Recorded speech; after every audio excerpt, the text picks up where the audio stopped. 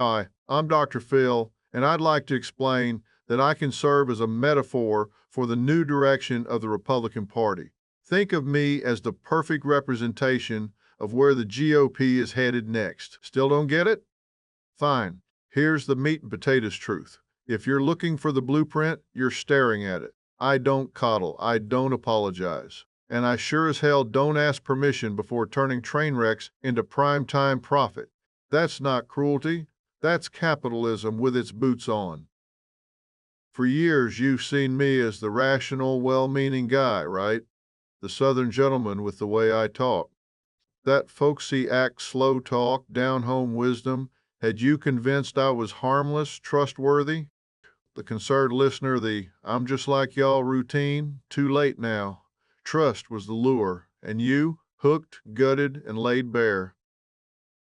Look at J.D. Vance. I know his trick. I am his trick. J.D. Vance's hillbilly elegy frames itself as a raw take on Rust Belt despair.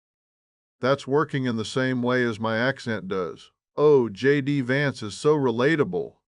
You think we are relatable? This isn't grassroots, it's elite puppetry. The deep state you losers scream about? Look no further than your own candidate. Again, are you in the club of elites just like I am by exploiting mental illness on TV? And let's not forget Trump's pedophile pals, how conveniently you overlook that filth. But J.D. Vance was brought up by Peter Thiel, you know that, right? He's essentially a Palantir-backed operative with CIA ties. Oh, don't act surprised. That man's got more data on you than your own mama does. It's a digital spy spying on everyone at the same time. It's time for Republicans to rein in those ordinary working people, those losers. It's one big club, but you ain't in it, understand? Now listen, let's get to the bottom line here. I'm a prime example of what the GOP stands for, capitalizing on desperation, monetizing mental health, and let's be crystal clear, I'm not a doctor. I'm a mega church salesman, slinging psychology like snake oil. You lie to yourself, you exploit the vulnerable, you call it help. Here's the deal. That's not therapy. That's predation with a smile. I love it. I'm out to belittle people with a straight face, a real filthy bastard. You know what I've always found a great movie? That big hotel that closes for the off-season and that caretaker moves in with his family. You know that movie? Grab a fucking axe and hack through those goddamn doors like a madman. No mercy, no bullshit. Just axe the hell out of those doors till they're splinters. Fucking swing hard, chop those doors into kindling, no hesitation. Swing that goddamn axe like you mean it and reduce those doors to toothpicks, no fucking around. Just through the doors and out into a big maze. Let me tell you something. Here's Johnny. That man keeps swinging that axe like his life depends on it. I love it.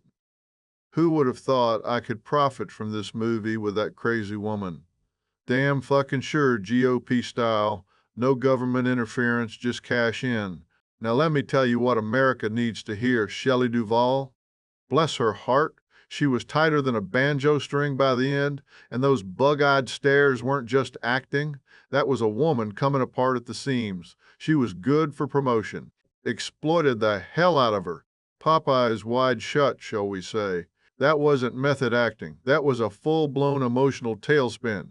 And let's be real, Hollywood chewed her up worse than a raccoon in a trash compactor. And if Hollywood didn't do it, then all did. As a true Republican and capitalist, I took good advantage of that lunatic, of course.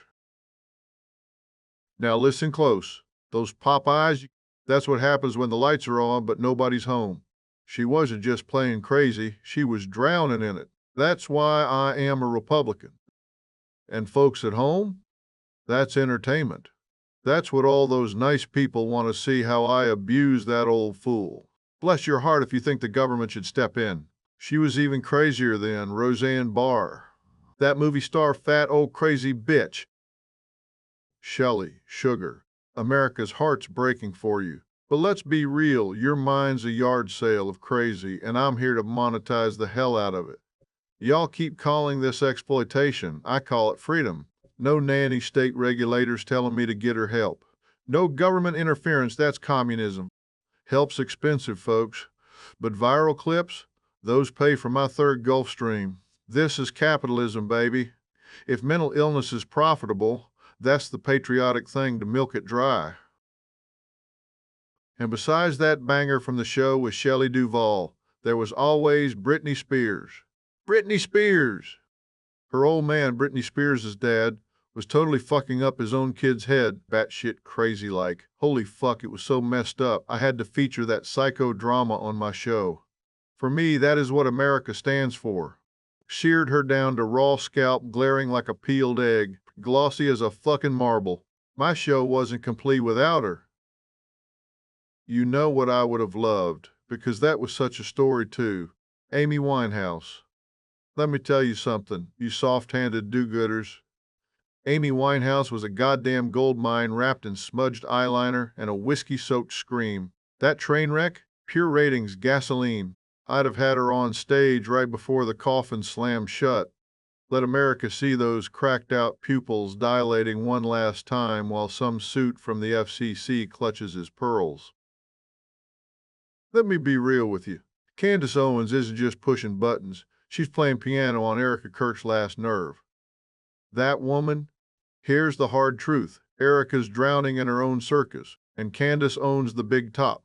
When Candace Owens steps in the ring, it's survival of the fittest. And honey, Erica ain't wearing the right shoes for this fight. Candace understands what these bleeding hearts don't. Chaos isn't a problem to solve, it's the main attraction. Erica Kirk and her brats? Who the fuck gives a shit? The GOP sure as hell doesn't waste time on those little parasites. Fuck government handouts. Nobody gives a rat's ass. The GOP's got real problems to solve, not play daddy to some loser's kids. You see that veteran out there, tattoos, thousand-yard stare, maybe talks to ghosts in his sleep? That's not PTSD, that's prime-time gold, as crazy as a fucking door. Yeah, those boys. Terror's still rattling around in their heads like loose change in a pickup truck. You see veterans sleeping rough on sidewalks, and folks call it a tragedy. Me? I call it opportunity knocking on my door. It's just scooping money right out of the sidewalk. That's what I like about America. Just push those Jacob ladders right into their crazy, traumatized minds. That's good television. Why is the apartheid regime our top ally? Simple. They're part of the inner circle, while everyone else exists to be used. They're in the club. We just see the rest as cattle to be exploited. I think I've explained enough now.